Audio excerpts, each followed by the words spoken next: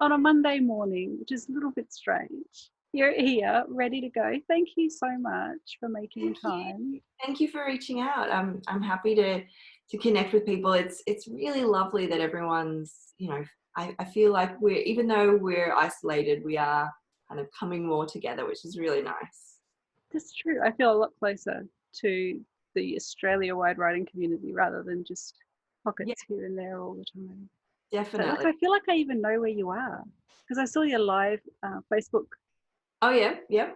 first chapter event, and I'm thinking, oh, look, now I feel like I actually recognise the place where you're My little writing. office. Yes. Oh, it's so good. So how's your launch been going for the Vanishing Deep? It's been really good. I mean, all things considered, it's been great being able to talk about the book, and I was really lucky. I was actually in the US just before everything got locked down, so it was a tense time. Like, it was weird traveling when everything was already kind of up in the air and people were cancelling tours left, right, and center, and I was touring with Melissa Delacruz and Marie Lou, and we're just like, okay, we'll just keep on going and keep doing our thing. Wow. And you got home in time, obviously. Yes, yeah, we got Before. home. Goodness, I think it was the 11th of March, and that was just like a week or something before the um the 2 week Shutdowns. forced quarantine. But I stayed at home anyway because I just thought it was the right thing to do. I'd been to so many different places, so many different airports, and Vanishing Deep here. The So cover is yeah, amazing. it's very striking, and it's actually my favorite color, which is funny because I had no input in any of the color decisions or anything like that. Oh, But wow. it just ended up that being the most beautiful kind of teal turquoise color. It So is. And yeah, yeah, striking. Very engaging, as in you just immediately want to stare into it and find and out what's happening. what's it about? Yeah, Even exactly. though what it's about is slightly disturbing in a way. Like I Yeah, keep thinking right. to myself, 24 hours. Like what would I do if I came back to, life for 24 hours, those sorts of questions. But I guess that's exactly what hooks people in is the what would Right. I do or what would happen? Yeah, and I mean that's kind of how it came up. I was watching the Real Housewives of Beverly Hills.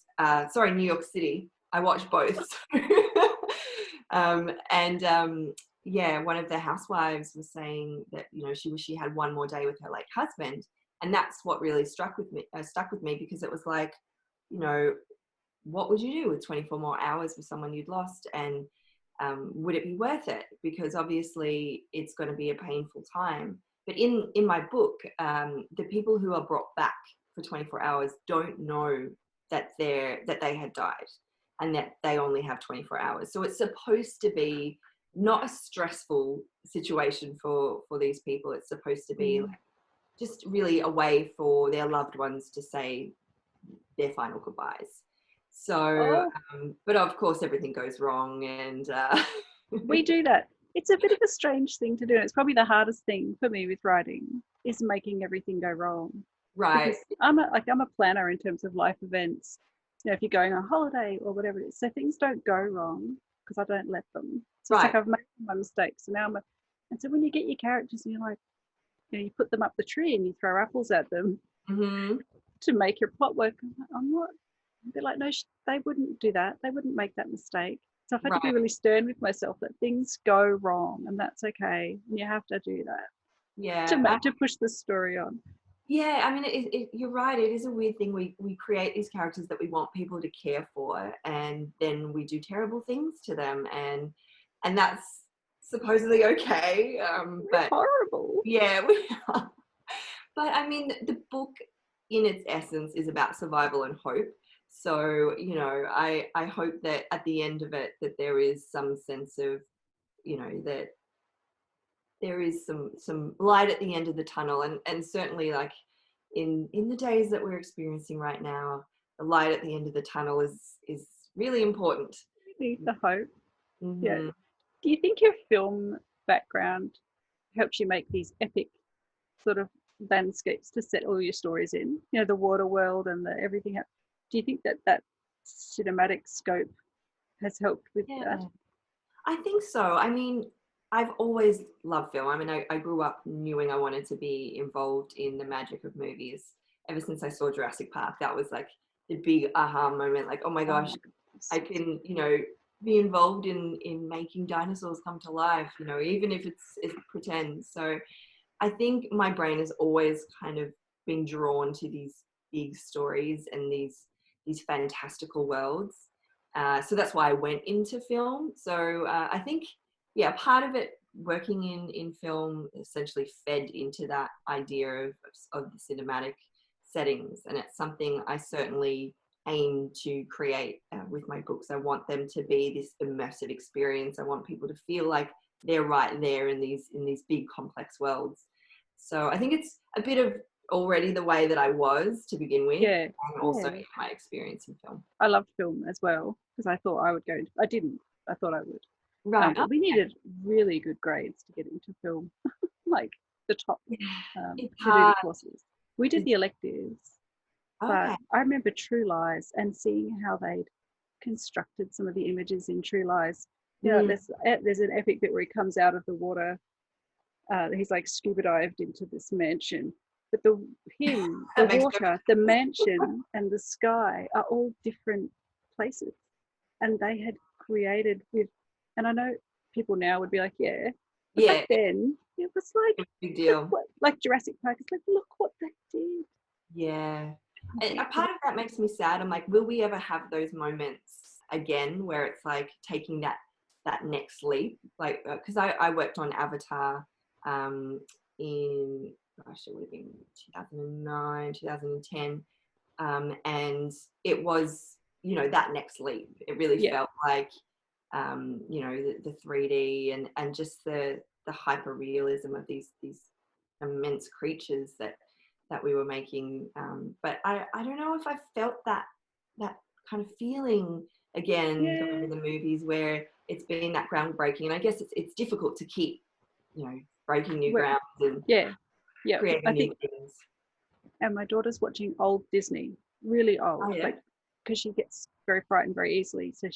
But she's realized she really likes, you know, like 101 Dalmatians and The Lady and the Tramp and the really old Yeah. ones. Yeah, it's interesting how it's changed, but the story being strong is definitely the best thing, which you obviously are very good at doing. Oh, So well, how do you feel everything's been in terms of the difference with the Four Dead Queens and the reception from readers? yeah. So, I mean, they are quite different books. And that was one thing I was wary of because it's like, okay, well, you come out with your debut novel and you're kind of making a statement like, this is the sort of thing to expect from me. And then you're kind of pivoting a little bit and, it's still fantasy, sci-fi, speculative fiction, still YA, and still standalone, but it is quite different. There's no royalty. It's not like a heist. It's more of a dystopian kind of action thriller adventure. And I was worried that people would just want more of Carolee and Baron from Four Dead Queens. And there's certainly been a lot of requests for prequels and sequels in that world, which I would love to do one day. But it was really nice to also just write something completely different. And so I found that, I haven't had so many like people reach out and compare the two books, but it's great to have people reach out and say that they love The Vanishing Deep as they love Four Dead Queens, even though they Okay, are such different books. that's really good. It's always reassuring that Yeah, people enjoy. because yeah, second book is hard. I'm still waiting for my first to come out, but Yes, I'm yeah. already writing, and so the second one is hard. Which way do you go, and what will that do with your audience? And then the next book, Mm-hmm. which I may have heard news about from you, Yes. which way have you gone now? Because now you're making a triangle of Yeah. expectation for what you're going to do. So what have you done? Well, so it's funny because I actually found the third book. I think what most people have that difficulty in what direction to go with their second. But I had written The Vanishing Deep way back in 2017 before Four Dead Queens came out. So Four Dead Queens obviously came out last year. And so that was actually a great thing, because I was like, I don't know if people are going to like Four Day Queen, so I'm just going to write this story. And it wasn't until Four Day Queens came out that I started to question, well, will people like Vanishing Deep, because it's different. So book 3 was really like, okay, now I have the expectation, knowing what people liked and enjoyed of Four Day Queens. So what do I write next? And I actually had two failed attempts actually at writing a book 3, and I self shelved them. Like they weren't basically rejected sent off, and yeah. So I was about so I wrote 50,000 words, which is a lot of words for a book that you're going to shelve. But yeah, I wrote 50,000 words of something that I just felt wasn't high concept enough. It was a fantasy, and there were elements of different genres in it, which is kind of what I really enjoy, is blending the different genres together. And I had written 50,000 words, and I knew where it was going to end up. And I just felt like, I like this book, I like the characters, but I'm just not sure I want it right now for my book 3. Yep. And then I wrote another book, which I had vaguely kind of pitched to my editor when I met up with her in New York like 2 years earlier. And I thought, okay, well, she liked the sound of it, and it was kind of Jurassic Park-esque and adventure, and I love all that stuff. So I started writing that, and I got 25,000 words, and it was during NaNoWriMo, so National Novel Writing Month in November, for those of you who don't know it out there. And the aim was to obviously write 50,000, I think it's around 50,000 words for the month, and I wrote 25 before I was like, no, this isn't it either. So and then I did some brainstorming, and I wrote down all the things that I kind of love, which is how I came up with Four Day Queens. I wrote a list of, I love fantasy, I love queens, I love murder mystery. What if I combine them? So I did a bit of that, and I came up with this idea of a prison, and it essentially being a prison like Azkaban, so a dark magic prison where these criminals are sent, and of course they're teenagers because it's YA, and it's up to this apprentice to figure out if they're telling the truth or not. So it was a fantasy crime mashup, which I thought sounded really fun, and that's what I've recently announced as League of Liars, it's called. And League of Liars. Yeah, it's 2021 fall, so what is it? Autumn August? America. Yeah, August roundabout, with Penguin Random House. So in the US. Wow. That's book 3. So it took a while to get there, but not very long, really. Well, like really, in the big scheme of things, because you're like, this is a tight timetable. True. I mean, I'll admit I'm a quick writer, so I'm a pantser. I don't plot or outline, even though I'm like you, I very much plan my life, like to the T. Oh yeah, but I don't plan writing. No, yeah, I don't know. I don't know how to plan writing. I try, and it ends up just kind of locking me in, and feeling like it just stifles me creatively. Yeah. So, so I wrote a few attempts, and then I've written the full first, well, I say first draft, but really it's like the third draft of it, which has gone off to my editor. So yeah. I never get the number of drafts, because it's like, it's not like I take one copy and then put it somewhere and start again. That's not what people mean, is it? But I'm always going back and, double check, editing as I go, and then you tweak this and tweak that. I don't know if I could number the events, but I guess you get waves of change that you make that are bigger. I guess that makes it a draft, doesn't it? I'm not very good at what's called what. Well, the way that I think of it is like I write from beginning to end. So obviously that first write through was the first draft, and then when I go back through, I do tend to do it as waves of all the way through. I probably read through and reworked about 3 or 4 times before I sent it off. So that's how I roughly work out my drafts. But after that it becomes much more muddled, because then you get your structural edits, and you're working different ways. Yeah, maybe I do it. like that. I wasn't really conscious of it before, so I guess just being aware of the process you're going through as you do it is different. Yeah, Yeah. it's so interesting because I wasn't either, but you get a lot of questions about it. Like people will ask, what is your process? How many drafts did you do? And then you're like, oh, I have no idea. How long did it take you to write it? I don't know. So I now like start to track it more, and it's interesting. Yeah. You kind of do it a little bit instinctively, especially if you're a pantser and not a plotter. So it's harder to track exactly how many drafts and what your process is, and Yeah. I'm amazed. You're so good at all of this stuff. The I don't even know what you call it, all the interviews and everything, and you always know your answers. And I think, oh crap, could someone give me all of my answers? Well, this time next year, you'll have been through it all and you'll know exactly what to expect, and you'll be set with all your, and you'll start writing down when you're working on your second book, exactly how it all came together. I thought I had paid more attention, but I don't know where I wrote any of it.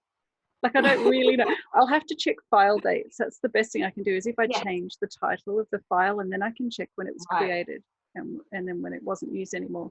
That's the best I can do to get the dates, really. Because I thought try and date things, especially like, do you keep notebooks? Are you I have them. Note taker or not more for the scribbles, right? Just scribble. I'll make sure you check the color of their eyes or something, because I don't want to mess with what I'm writing to go back and do it. But then I'm a bit forgetful, so occasionally I'll keep those sorts of notes where it's, just don't forget that or don't forget that. And if I can't write, I'll get very good at notes or drawing or mucking around in a notebook. It gets very silly. That's probably because I should be writing. Yeah. I think all of it counts though. Like any time you spend in that world and with the characters, it's all part of the process. Well, that's what I tell myself anyway. Well, you do more than scribbles though, because you actually are a fully fledged artist. So are your notebooks covered in amazing portraits? And absolutely not. I mean, you can see some of my portraits in the background for my new story, League of Liars, but I can't really, I don't think I'm a very good drawer. I can paint, but I've been trained to oil paint, so that's something I've done ever since I was a kid. But my hand, like just little scribbles and stuff, it's not good. So yeah, my notebooks are purely just text, and nothing exciting. I know that I think it was Kate Forsyth. She has the most beautiful notebooks that she keeps, and I've always wanted to be one of those people who has like these amazing inspirational journals that, like, for a story that you could just open up and flip through and see these pictures and drawings and notes and really like capture the story. And yeah, I'm not like that. No, you're not. Okay. Ability. Me either. Because I end up also putting all the stories in one book. So 2 pages will be from Peter Lyer. I've got 3 pages from another book that I was doing, and then you've got a shopping list, and then you have another, and they all go backwards because I'm left-handed, so I try and start from the front. But then, then I never want to commit to the first pages because they seem very official. Yes. And so then I go to the back and start writing from the back, which is easier on the hand because you're not on the spine. Sure. Yeah. And so a lot of the notebooks go backwards, and then they're of all different things. So it's, if anyone ever wanted to discover my notebooks, good luck, because they're a giant mix. Yeah, I actually found a note in an old, I got this Disney castle because I'm a huge Disney fan, and I had to rearrange my whole office because it needed its special spot. And I found an old Disney notebook that I got, goodness, probably like 12 years ago. And I had notes in it from the very first manuscript that I tried to get published, which I didn't get anywhere with. And then after that, there were some notes from very early on 14 Queens. And I was like, oh my gosh, like, and the names were all different. And I have not seen those notes, well, since 2016, which is when I started writing it. So it was really fun to read what my initial ideas were and what the original titles were. It was, I can't remember what it was now, but something like Different Times to Die or something. It sounds a bit James Bond. But it does. Yeah. So Oh, that was how my did you come up with your different titles? I should stop because we're so over time. But last Oh, question was because you've got amazing titles, and I am always curious because I'm terrible at titles. They never stick. But how did you think of your own, or did someone help no, out? I am terrible. I am completely terrible with titles. So obviously, 14 Queens had many different titles before it became 14 Queens. So it was that, Different Times to Die, and then it was the Murder Disc, which is what I submitted it as for Pitch Wars, which sounds very sci-fi. I mean, there are sci-fi elements, but that was always like, I don't know what to call it. Let's just call it this and send it off to Pitch Wars because I need a title. So I knew that was never going to be it. And one of my Pitch Wars mentors, Mara, she suggested 14 Queens, which was a line in the book. And I was like, oh, yeah, I guess so. And yeah, it just stuck. And The Vanishing Deep was tricky. That went through, I never really knew what to call it. I was just calling it Palindromena from the get-go because that's the name of the facility that brings back the dead. And I knew that wouldn't stick, but I just didn't know what else to call it. And it was many iterations with my editor and my agent. And we finally, I don't even know how we got there. I was playing around with the something deep and we ended up with the Vanishing Deep. And League of Liars was also a process. We, went back and forth with my agent, and I wanted to have liars in it because obviously these criminals, it's about, are they telling the truth and what is the truth? And especially when in this world, reality can be distorted through magic. So how do you figure out what the truth is? And I was working on what hopefully will be my fourth book, and I was using a thesaurus and I saw the word league and I was like, oh, I like that word. Oh, maybe League of Liars, and everyone liked it. So Yay! I can't say I'm good at titles. It's always a challenge. That's But great. I love it. I love get it. there in the end. Yeah. I'll have to stop the recording but then stay and I can do that bit. It's a weird process, but it works. To say goodbye twice, very strange. So, but okay. And then I always say, but thank you for coming on. And then I have to try and edit the but out. And it's really hard. Thank you for coming on. It's been an absolute pleasure on a Monday morning to have your shining face. Thank you so much for inviting me. I'm so glad to be here and chat with you. It was really fun. Thank you. Bye. Bye. The number you have dialed has been changed.